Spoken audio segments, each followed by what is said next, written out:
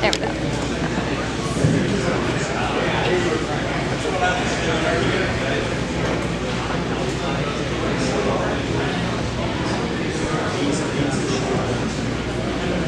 Here today to speak with us regarding new tools, data tools in particular for producers, we have another special guest. His name is Mr. Shawn Wade. Shawn is the Director of Policy Analysis and Research at Plains Cotton Growers. His primary responsibilities at PCG include farm policy, crop insurance, and research. A Lubbock native, Mr. Wade came to PCG in 1991 as a communications director. We actually spent time at Texas Tech University together. In his 20-plus years at PCG, Mr. Wade has developed a keen interest in legislative and regulatory issues through his work in communications. He now monitors how current programs are working once they're passed and helps PCG members understand how they work and how proposed changes to those programs might impact them at the farm level. He works closely with cotton researchers, helping to guide and advise on new projects that address key industry needs through programs such as the Plains Cotton Improvement Program and the Cotton Incorporated State Support Program. Please join me in welcoming Mr. Shawn Wade to the lectern.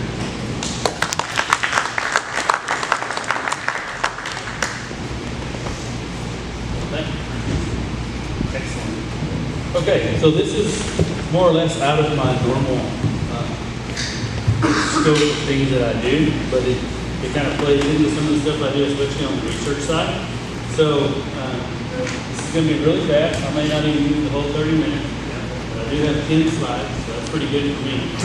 Usually when I get up, I talk for an hour and 30 minutes, so y'all have luck. So they asked me to just say a little bit about some of the new data tools that are available for producers, and really to focus on some of the weather apps and some of that stuff, and some of the calculator type tools that are available through the TAWC. But there's also some really interesting things and some partnerships that we're working with, like the Cotton Growers, TAWC, and USDA, Crop Science Research Lab there in Lubbock, to kind of enhance some of the tools that you have available.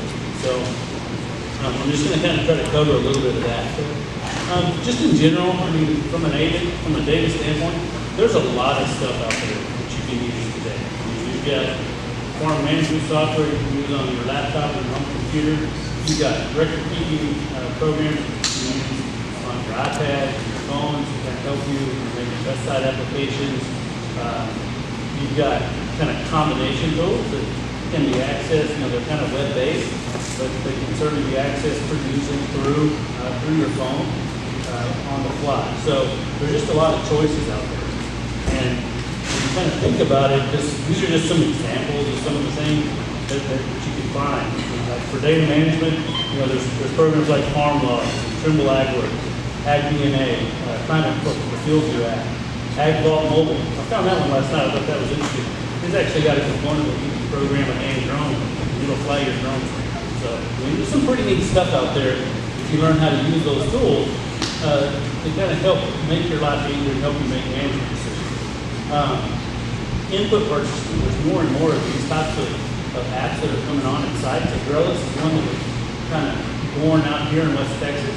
It allows you to go in there, set up an account, put in your input that you want to purchase, how much you want, when you want it. It puts a bid out, and you'll get bids back from anywhere from 6 to 10 suppliers for what you need to buy. And that bid will be basically delivered to your farm.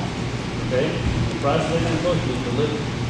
So there's just some neat stuff like that you can use. Like I said, weather is what we're going to focus on here in a few minutes, but the Tech Hesitant app, Weather Underground, and then they've got another version called Storm that are really good radars. This one called Radar Scope is apparently pretty nice. It actually pulls the feed radar data from all the NextRad sites. And so you can do a lot of stuff with it, especially if you pay a little extra amount there. Some of them are free, some of them may have a little bit of a price tag with them, but none of them seem to be very kind of onerous as far as cost when there is some. Market information, Ag Mobile, Ag Index, information sharing, there's forum sites. Farming Forum is one. And then just resources for producers that you can use. There's a really good site that Cotton Incorporated does called Cotton Cultivated. You can get market information, price information, you can get weather forecasts, do agricultural, and a lot of good information there. So you can Google cotton cultivation, and that's a great site to just bookmark and go check every couple of days. Flagship technology hit the target crop registry. So, you know, in the age of Canva and 2,4-D and lists and all that, knowing where those sensitive crops are is important. Marking your own field so people know what you have in the field is becoming more important. So these are some tools that you can use to help with that. And then, you know, the various apps out there, websites to help you with weed identification, insect identification, all sorts of things like that. Anyway, and then you just go on down the list. There's sprayer calibration apps to help you choose nozzle, change nozzle pattern, help you calibrate sprayers. There's measuring tools. You use the GPS on your phone, hit the perimeter of the field and measure it out. Okay? All sorts of things that you can do. There's one, this one's kind of neat, this area. There's actually an app that you can use. You can take a picture of your crop, and then you can use like the same technology, the facial recognition software, to kind of diagnose what nutrient deficiencies you might have based on the color of the leaves and how they're striating or whatever. So there's just a lot of neat tools out there. There's just more and more coming along every day. But like I said, I just wanted to kind of focus mostly on some of the weather things and some of the products that I've been working on with the TAWC guys, and then eventually USDA. So obviously, these guys have a great website with a lot of neat tools on it. I mean, you've got, you know, the resource allocation analyzer, irrigation scheduler, cotton use, water use estimators, irrigation calculators. They've got a link to the West Texas Agroclimate Monitor, which we're going to talk about on the USDA side. So you can pull up this USDA deal within TAWC website. And then they have a pretty simple heat unit calculator that they kind of helped us with last year. There was a website called cottonunits.com that for a long time, most everybody that I know used it to kind of figure out where heat units were. Okay? Put in a weather station, like Lubbock or Plainview or Midland or something like that, put in a planting date, end date, and calculate what heat unit accumulations were for cotton compared against the long-term average. That website kind of went dormant because we didn't really have a handy, easy to go to heat unit place. So the guys at Team Phillip has put one together where you can go in and choose 4 different locations, kind of north and south, kind of give you a representative feel for where we are heat unit-wise. Within that planning date through the current date, you see kind of where you stand. I think we've got to set up for cotton and corn on that. So that's a really handy tool, a place that you can go to do that.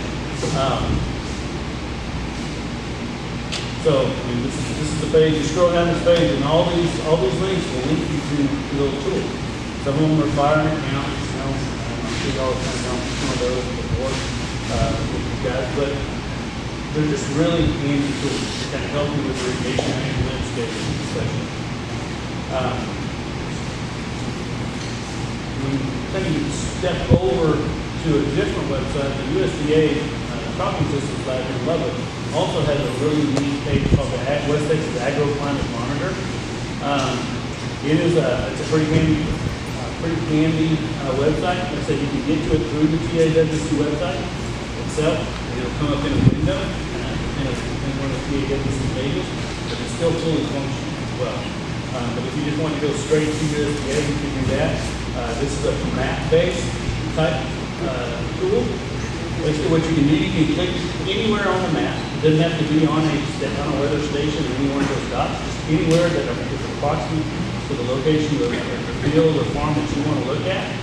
What it's going to do when you do that is it's going to choose the nearest 5 Texas Tech Mesonet weather stations. And it's going to provide you data based on the average of those 5 stations.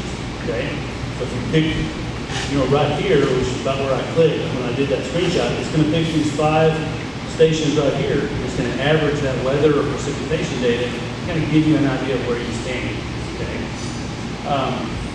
Let's say it'll do. There's a date slider down here at the bottom. So you can slide that over to set what your planning date might be if you're looking at heat units. Or if you just want to look at a specific window of a month or a couple months, use that date slider to kind of choose that.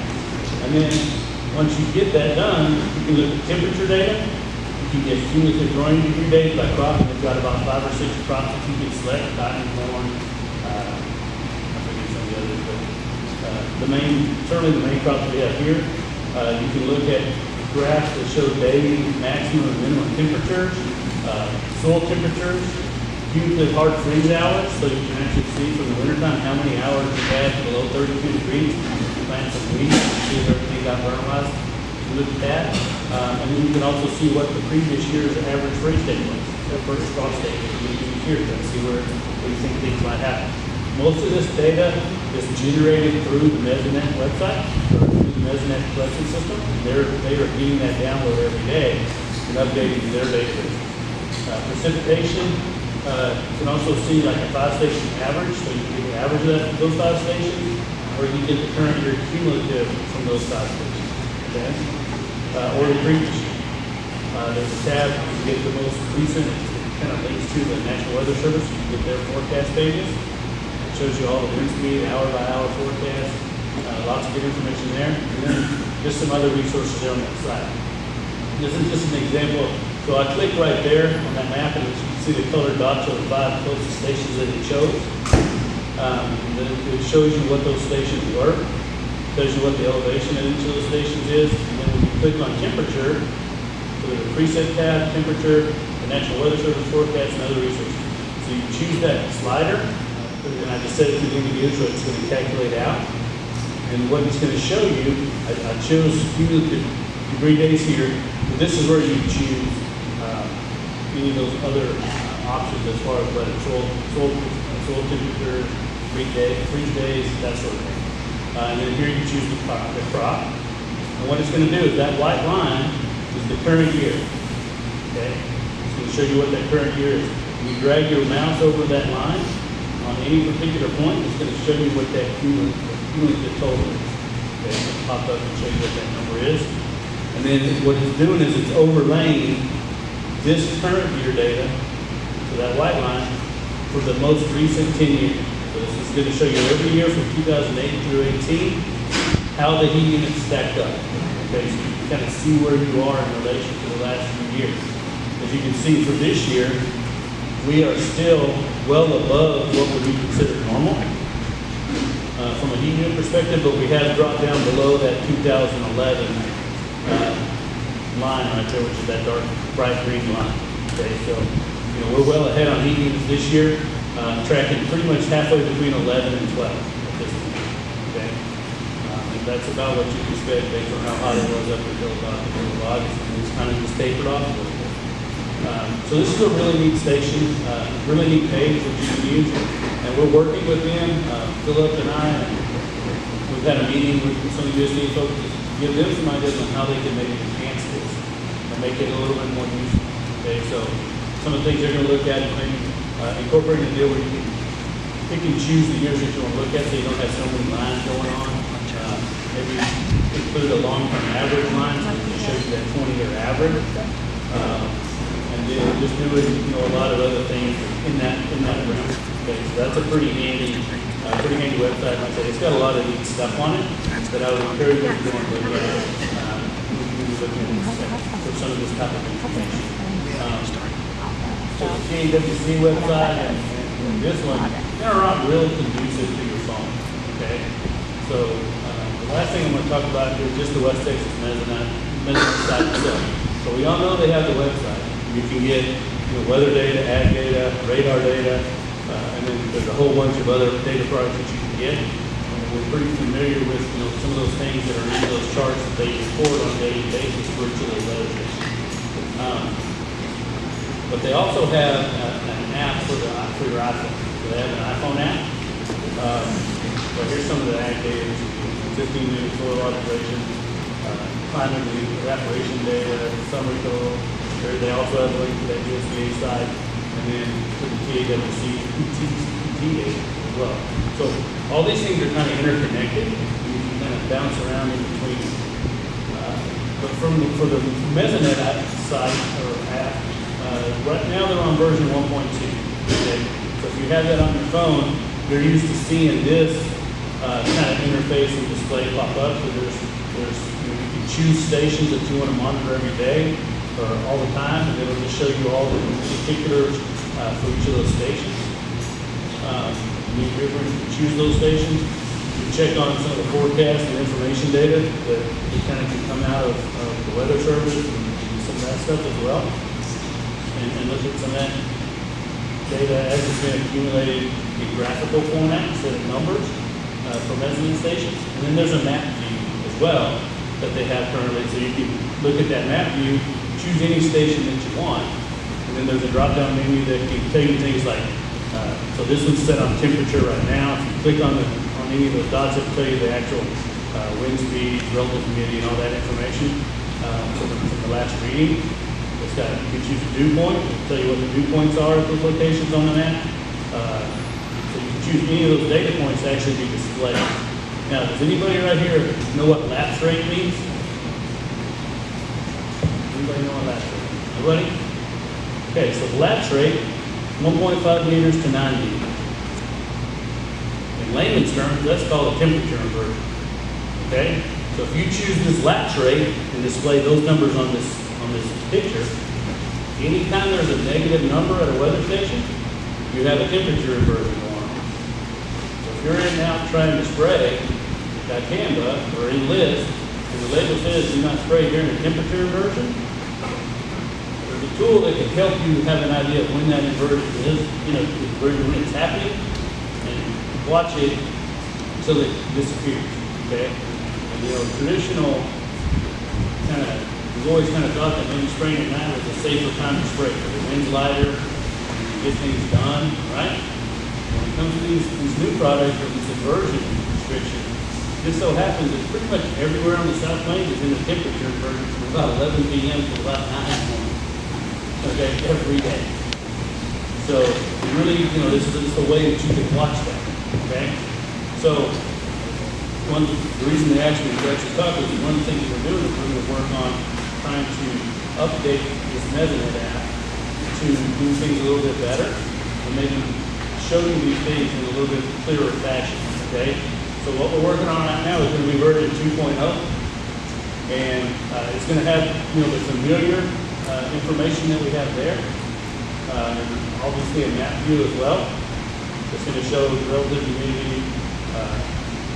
Instead of lapse rate, we're actually going to rename it temperature inversion. You actually know what you're looking at. So if you want to look for temperature inversion, you can find it. You can do that. So you'll notice on the old app, it doesn't show it. On the old app, you only had basically a stations tab and a map tab. Okay, there's kind of two tabs down at the bottom. On the new one, we're going to have some different tabs. We're going to have the stations. We're going to have the weather. So it's more just the weather data itself. We're going to have one that's called ag. So all those kind of pertinent things that you would look at from an ag perspective, we're going to be able to be found under that tab. And then we're going to have a heat units tab. So when you click on this weather tab, for instance, you're going to be able to look at temperature, dew point, wind speed, wind gusts,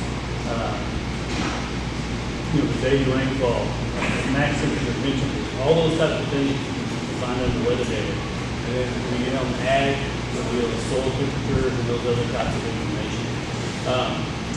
But the other thing that we're adding to this is that heat unit calculator. So what you'll be able to do is choose any of these Mesonet stations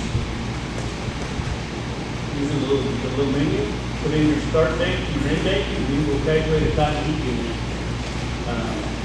number for you, showing you the accumulated versus the long-term average.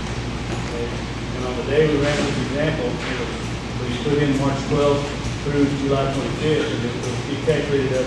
So we accumulated 2,300 heat units, and the long-term average for that window is 1925, so we're 400 ahead at that particular moment. So we think that'll be just a really helpful new tool that you can have in your pocket. So that app's free, you can download it from the App Store, and use it on the fly. So we think that'll be a really helpful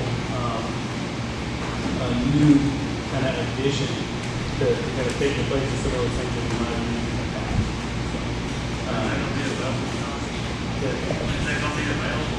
So they're working on it right now. I should get a beta test version around the end of the middle of this month, I hope. Certainly by the end. It will be all ready to go, and they'll have it all rolled out in time for next season. But in the interim, like I said, you can go to the TAWC website, you can do the calculator and kind of get that 4 different tiers and give you an idea of kind of where we stand. But it does, we're pretty far ahead on each this year, so I think everything's going to be okay in that regard. As far as I know, the NESNET does not have an Android version yet. Not for their app. Like you can call up a lot of this stuff. We'll be able to call it up on the website. So you can probably do it on an Android through a web route. But it's not going to be as pretty.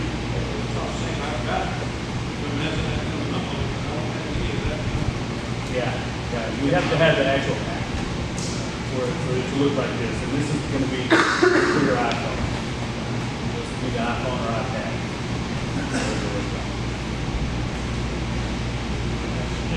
The Android app, some of that, they do get the President has an Android app, but as of right now, we're not going to have an issue with calculator.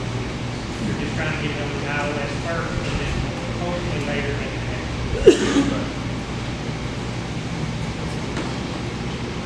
And that's about all I have really. I mean, I'm just encouraging you. There's a lot of tools out there that you can use to make your life easier, especially when it comes to farm records, spray record. A lot of these apps today, they're probably a test that you get out there, tell it when you're starting to spray. It'll actually, some of these apps will go out and pull the weather data and incorporate it into that spray record so that you can actually show this is what the weather was doing when I was spraying, when I started or when I finished. It's helpful for the records that we're kind of being required to keep nowadays, which are a lot more expensive than they have been in years past. Just encourage you to kind of look into those things. There's smart people out there like Bill, Big, Will Keating, not me, that help do a lot of those things. If you want to ask, if you want to know anything about the city tax program, crop return, I'm your guy. Data app, not so much. I don't use it every day. Familiarity really kind of helps in that regard. Kind of use this stuff every day. Kind of learn how it's helpful, what you can get out of it, and how it's going. That, I think that's done. Let y'all have any other questions.